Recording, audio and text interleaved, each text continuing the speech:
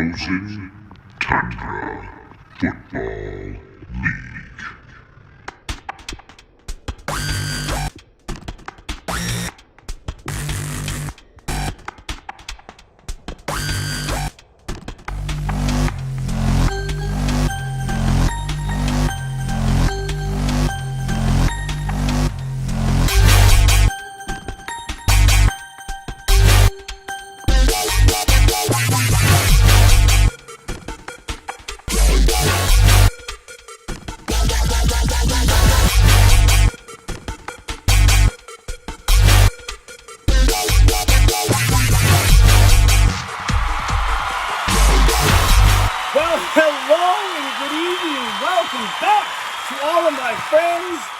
Fans and fellow FTFLers, that is right, you have got it once again live and in your house.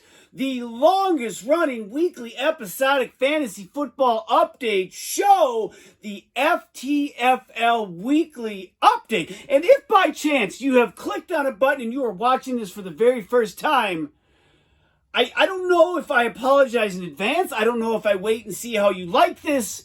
That's right, you like that? Ha ha, Vikings and Kirk Cousins, you can suck it. You're terrible. Sorry, I digress. If you're tuning in for the first time, thanks for being here. My name is Brett. I'm the host of the show and the owner of the once again, I told you it was going to happen. Next week, the train rolls on. First place in the North. Now, I'm not alone, and we'll get to that in a moment.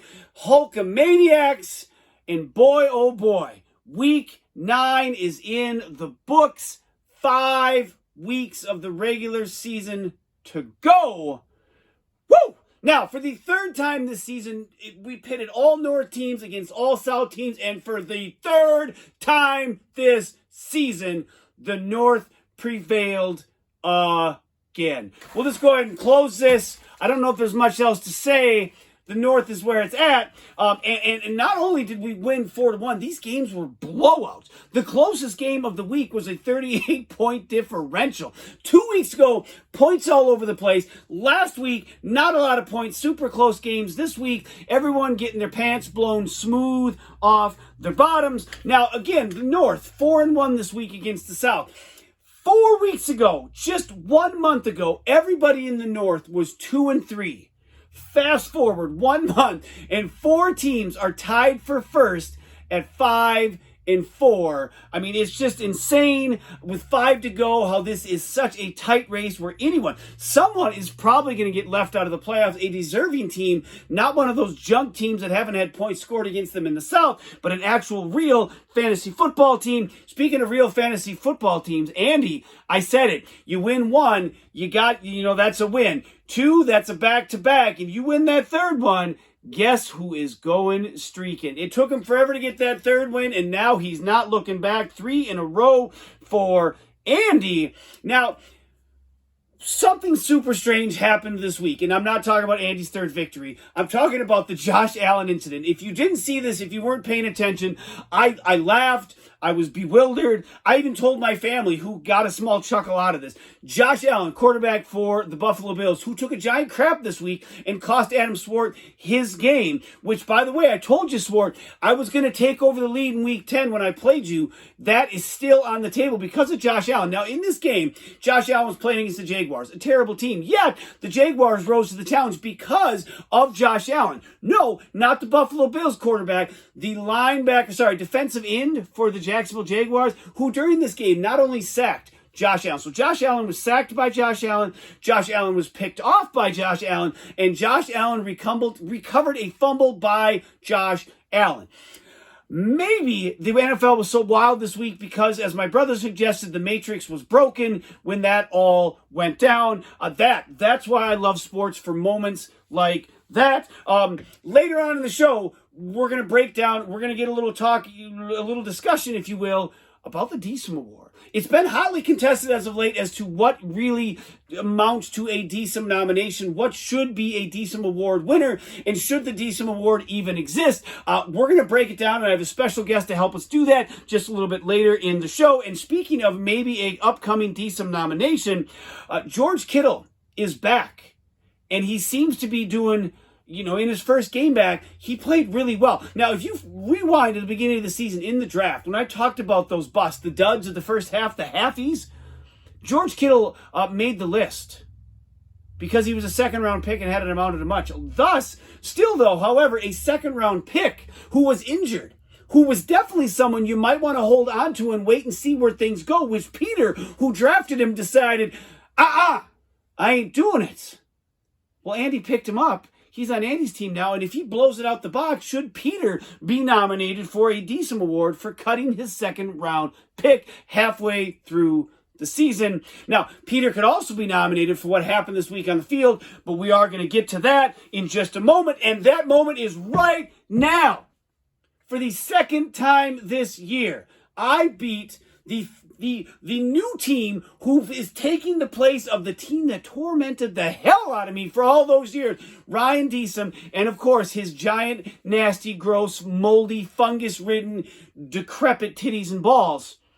I couldn't get a win against him. Against Peter, I can't lose. 2-0 on the season. Better luck next year, my fine friend. Hulkamaniacs, 88.5 points. The Valhalla, not so much vandalizing going on at 42 points. Not the lowest this year. However, hold on to that thought. For me, waiver wire pickup Fryermuth led the way with 16.5 points. Have I now maybe just found my tight end? Maybe. Alvin Kamara chipped in 14. Keenan Allen looks like he's finally heating up in San Diego. And, of course, now he's on the injury report. What a dud. With 12. Cordero Patterson, 11. Jordan Love, and hopefully what is a spot start. I still am not happy with Aaron Rodgers. Yes, he is still an idiot, but he's, I guess, our idiot. And for now, I have to run with that. Again, 2-0 against Peter. If you're Peter, boy, this is a pretty dismal showing. 12 points for Matt Gay, 8 points for Patrick Mahomes. Over the first 6 games, Patrick Mahomes averaged 28 points per contest. Over the last 3 weeks, Patrick Mahomes is averaging 8 points per contest. If that doesn't turn around Peter's fortunes, yeah, you're 6-3. You're sitting atop the lousy South, but boy, oh boy, things can change in an instant. You only had 7.5 points on your bench. By the way, Dearness Johnson in your lineup with 0 points. Someone named Foster Moreau, a tight end for the Las Vegas Raiders. Got to start. Yeah, he notched 0 points. Your 49.5 points combined from your starters and your bench might just be the lowest point total in the history of the FTFL. That's hardly vandalism, my friends. You done gone broke. All right, going on to the next game. Liquid Schwartz coming in at 5-3, taking on Make America Great Again at 4-4. And Liquid Schwartz, wouldn't you know it, you got beat. Sid, 93.5 points to Adams, 59.5 points. Sid, Kirk Cousins in maybe a spot start, 24 points. Justin Jefferson caught a big one, 15.5 points for him. Michael Pittman, 12.5. Quietly, the top 10 receiver in the league. That's right, Devontae Adams, best receiver, on the planet. He's ranked 11th. Michael Pittman is ahead of him.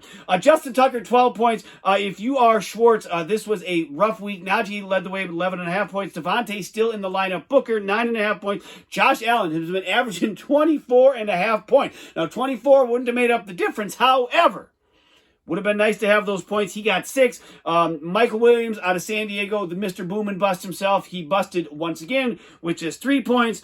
3 games since week 5.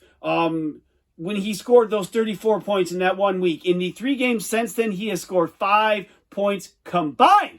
5 points combined. Now, that would have been beaten by our next owner's running back duo, just barely. That's right, folks. I promised it a couple weeks ago. If Salt Marsh's running backs combined for 10 points or more in any given week, we would celebrate with cake here on the update. And wouldn't you know it, the very next week they got 10 points. So I said it on the update last week. Here we are, folks.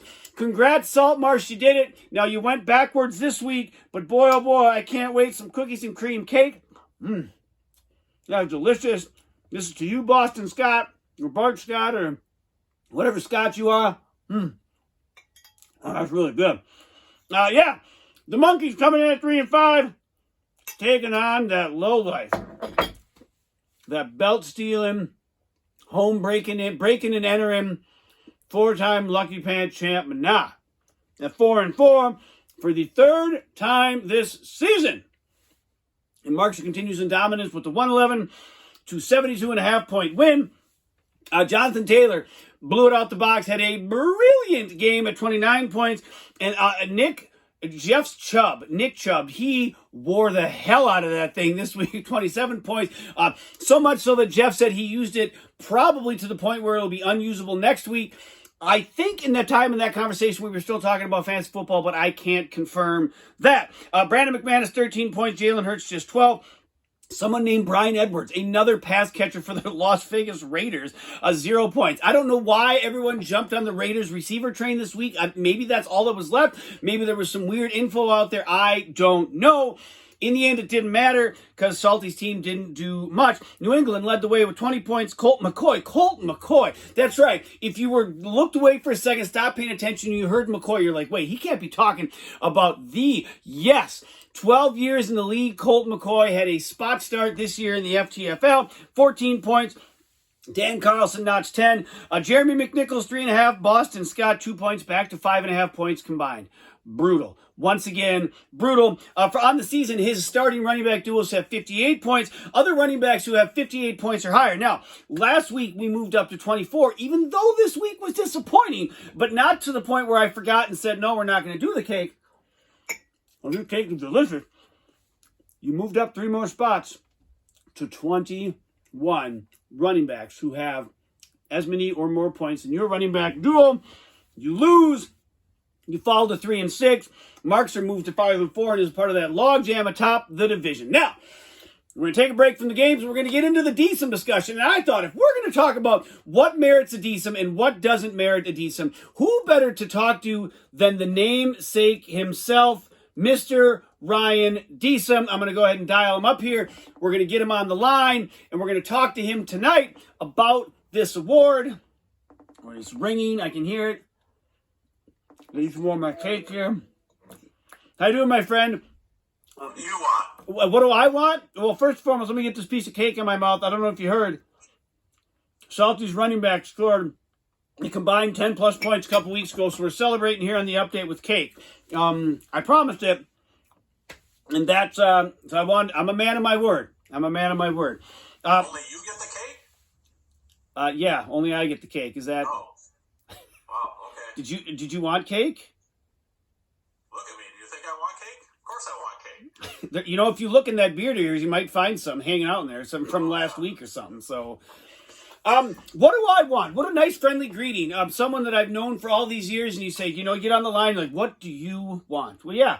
You know what? How was your day, too? I hope you're having a good day. And, what do I want? I'll tell you what I want. Yeah, get to the point, man.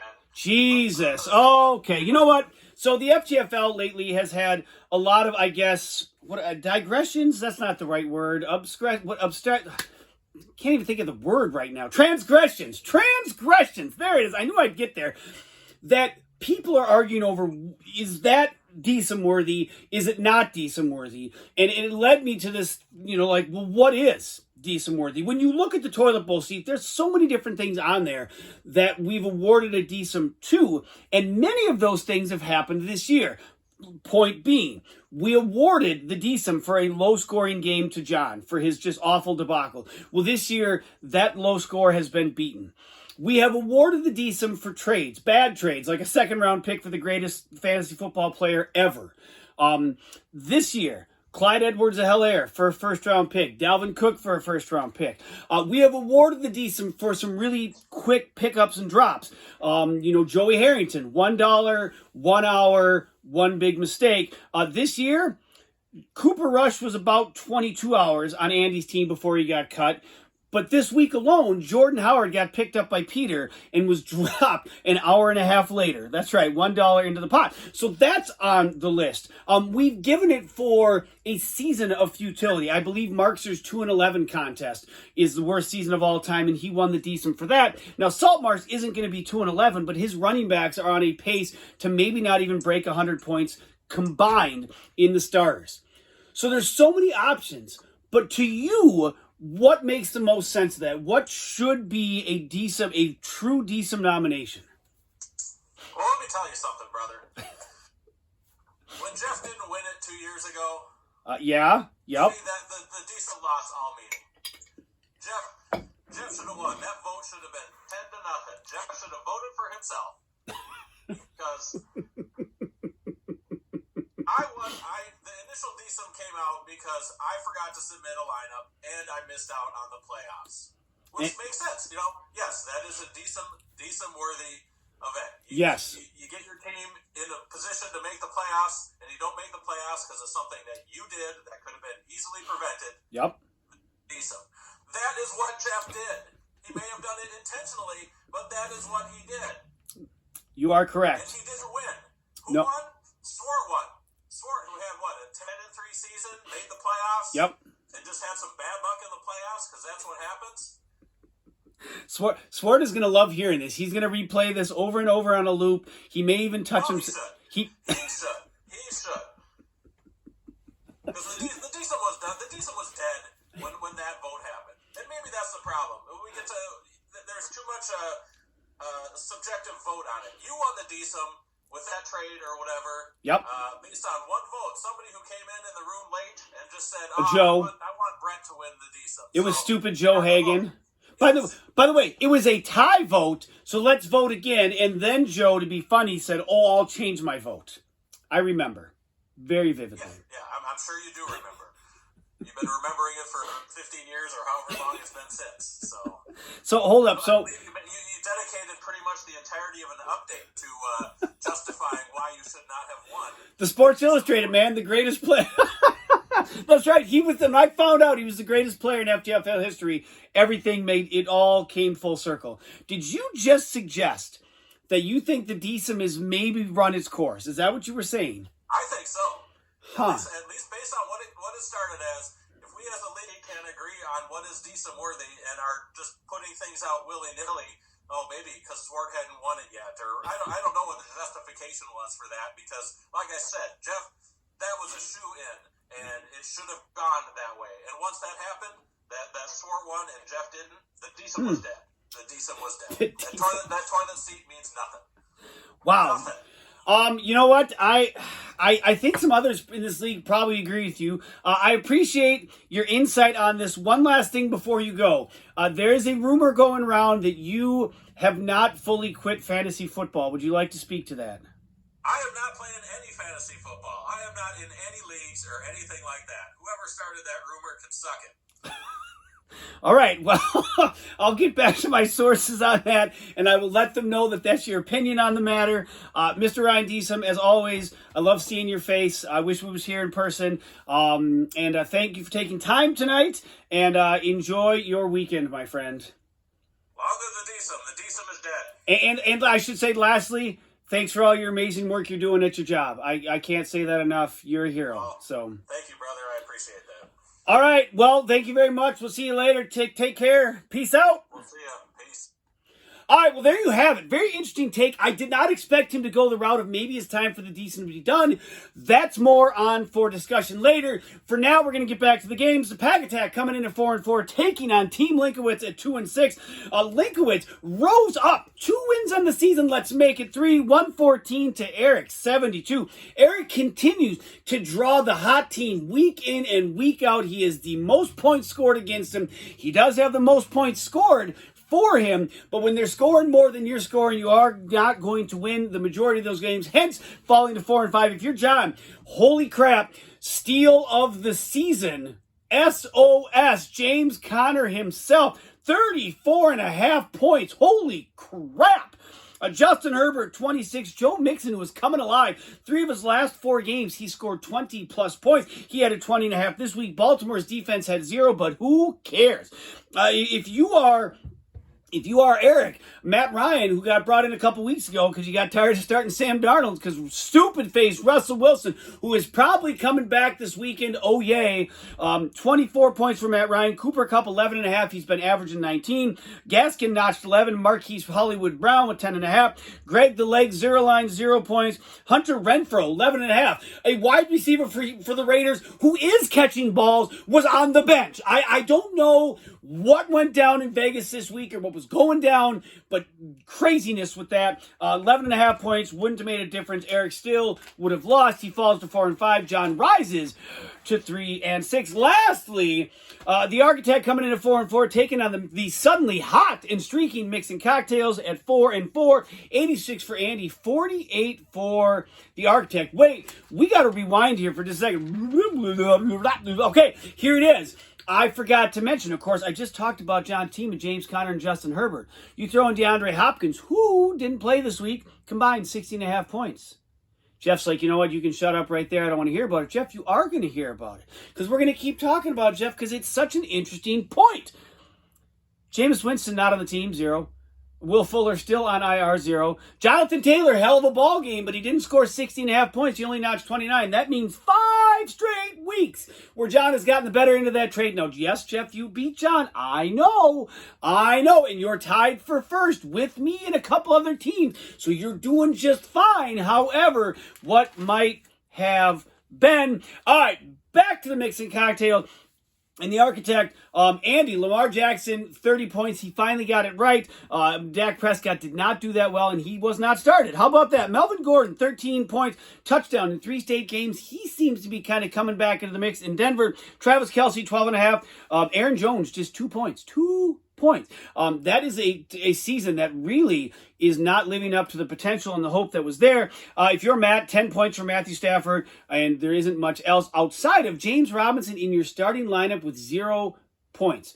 Now, you did go in and get Devontae Adams back in after he missed the week prior, so you were working with your lineup, but you left James Robinson in, and the question is, on purpose? Did you forgot? Did you forgot, by the way?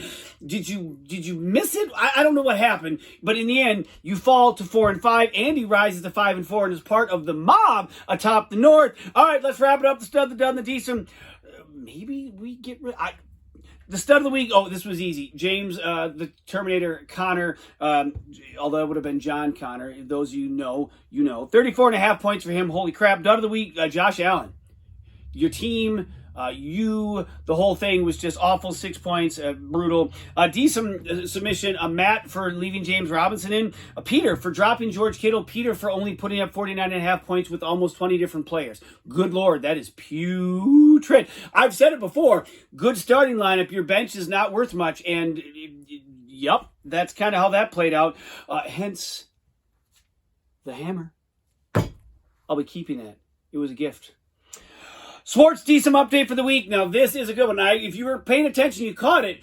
This week, Swart, with 10 minutes ago, tried to get T. Higgins into the lineup for Khalil Herbert. The page didn't refresh. It didn't go through. It was the computer's fault.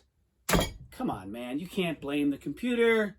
You can't do that. Come on. All right, let's go ahead and wrap this up. Week 10, Hulkamaniacs coming in at 5-4, taking on Liquid Schwartz. First place on the line, 5-4 as well. Mcmanus, 4-time Lucky Pants, belt stealing, breaking and entering champ. Mcmanus at 5-4, taking on the Mixing Cocktails. Both of those matchups, winners share the first. Losers are now a game out. I mean, this is huge. Andy, of course, has won 3 in a row. He's hoping to make it 4.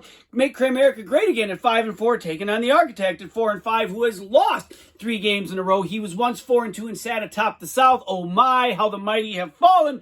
The Valhalla Vandals at 6-3, still in first in the South, taking on Team Linkowitz at 3-6. And lastly, the Pack Attack at 4-5, taking on the Radioactive Monkeys at 3-6.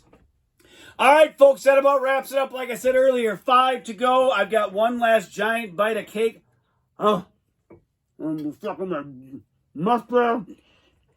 Until next week, have a great one. We'll see you. Peace. Yeah, you were right. I mean, he did just enough. I could have gone the other route, but yeah, first place. I know, 9 weeks in. First place in the. I mean, I can't thank you enough. I really have a lot of hope going into the later parts of the season. So let's do it again in week 10, huh? No, I didn't mean that. All right. Well, we'll talk to you later. Have a good one.